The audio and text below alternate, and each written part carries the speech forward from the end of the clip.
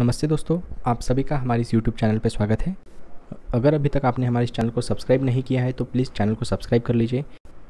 यहाँ पे हम प्राचीन और मध्ययुगीन भारत, ये जो किताब है पूनम दलाल दहिया मैडम की, इस किताब की डिटेल समरी यहाँ पे देख रहे हैं, जिसमें हमने चैप्टर नंबर 2 को शुरुआत की थी, जिसका नाम है हड़प्पा सभ्यता। ठीक है, हड़प्पा सभ्यता के बारे में हमने देखना यहाँ पे शुरू किया था। इस वीडियो लेक्चर सीरीज़ का आज का ये 7वां पार्ट है। ठीक है, चैप्टर नंबर 2 का आज का ये 7वां पार्ट हम आज देखने वाले हैं। तो चलो इस वीडियो को शुरू करते हैं। अगर आपने हमारी इस वीडियो लेक्चर सीरीज़ के पिछले वीडियो नहीं देखे हैं तो उसकी लिंक जो है वो डिस्क्रिप्शन में आपको मिल जाएगी। तो आज हम देखने वाले हैं हड़प्पा का आयात। हमने पिछले वीडियो में देखा था कि हड़प्पा का जो व्यापार है वो कौन से उसके समकालीन सभ्यताओं के साथ था, जैसे कि मेसोपोटामिया हुआ, फारसी सभ्यता हुई, उनके साथ उनका व्यापार था। तो उसमें हड़प्पा से कुछ चीज़ें आयात की जाती थी और कुछ चीज़ें निर्यात भी की जाती थी। तो आज के इस टॉपिक में हम देखने वाले हैं कि ऐसी कौन सी चीज़ें थी कि जो हड़प्पा के लोग जो है वो आयात करते थे। तो उस काल में व्यापार में सबसे इम्पॉर्टेंट जो चीज़ थी वो थी सोना, गोल्ड। तो सोने के लिए हड़प्पा के लोग जो है वो अफ़गानिस्तान, ईरान और कोलार पे निर्भर किया करते थे। तो सोने का जो आयात है वो अफ़गानिस्तान, ईरान और कोलार, जो कि दक्षिण भारत में है, उससे सोने का आयात होता था। तांबे को ये लोग जो है वो राजस्थान के खेतरी से और बलूचिस्तान से आयात करते थे। उसके बाद है टीन को अफ़गानिस्तान और ईरान से आयात किया जाता था। लापिस लाजुली, जो एक चमकीला नीले कलर का पत्थर होता है, तो उसे अफ़गानिस्तान से आयात किया जाता था।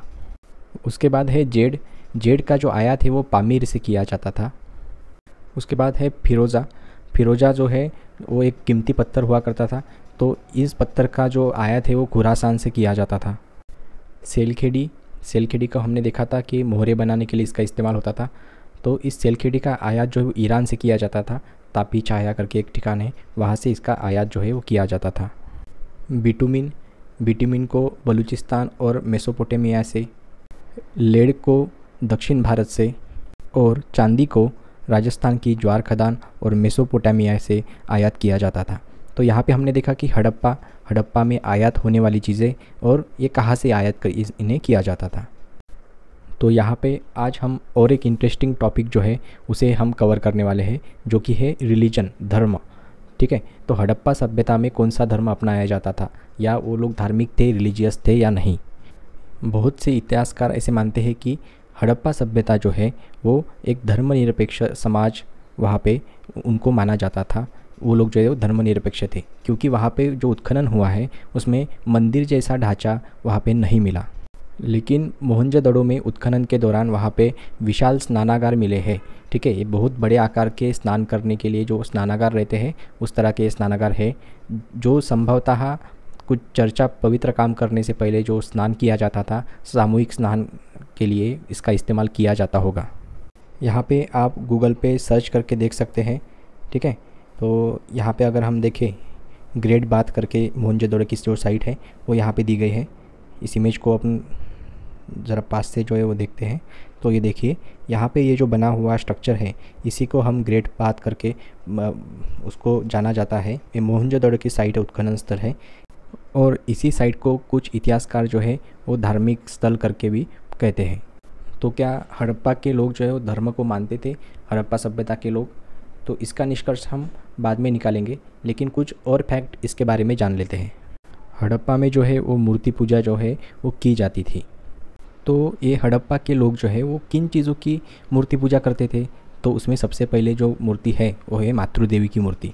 ठीक है, जो कि सबसे अधिक प्रमाण में यहाँ पे उत्खनन में हमें मिली है। दूसरा है पशुपति महादेव का, या उसको हम आद्य शिव भी कह के पुकारते हैं।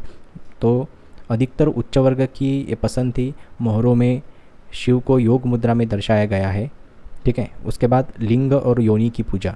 ठीक है, जो कि प्रजनन शक्ति के उपासक थे, ये लोग इनकी पूजा जो है वो करते थे। उसके बाद पीपल का पेड़, कुबड़ा बैल, जिसको हम बुल भी इंग्लिश में कहते हैं, तो कुबड़ा बैल की भी पूजा ये लोग करते होंगे। और पक्षी में कपोत और कबूतर, एक सिंगी जानवर जो है उसको भी ये लोग पूछते थे, क्योंकि बहुत सारे जो मोहरे मिले हैं उस पर इन सभी का चित्र जो है वो बनाया गया है। और हमें उत्खनन में भी वैसे संकेत यहाँ पे मिले हैं, इन सभी की वहाँ पे मूर्ति पूजा की जाती थी। यहाँ पे आप गूगल पे देख सकते हैं मातृ देवी की इमेज जो है यहाँ पे जो शिल्प है अलग अलग प्रकार के वो यहाँ पे हड़प्पन वैली सिविलाइजेशन में आपको मिल जाते हैं। उत्खनन में मिले हुए कुछ इमेजेस है, सबसे ज़्यादा मिली हुई ये मूर्ति है, इसलिए हम कहते हैं कि मातृ देवी को वहाँ पे सबसे ज़्यादा पूजा जाता था। उसके बाद दूसरी इमेज में आप यहाँ पे देख सकते हैं कि ये जो ये आदि शिव की मोहर है, इस मोहर पे आदि शिव का चित्र जो है बनाया गया है। यहाँ पे कुछ लिपि लिखी हुई है, तो आदि शिव को भी ये लोग जो है पूजते थे। ये जो इमेज है इसको भी आप देख सकते हैं। तो इस इमेज में देखिए, ये जो इमेज है ये है एक सिंगी गेंडा जो है, इसकी इमेज यहाँ पे बनाई गई है इस मोहर पे।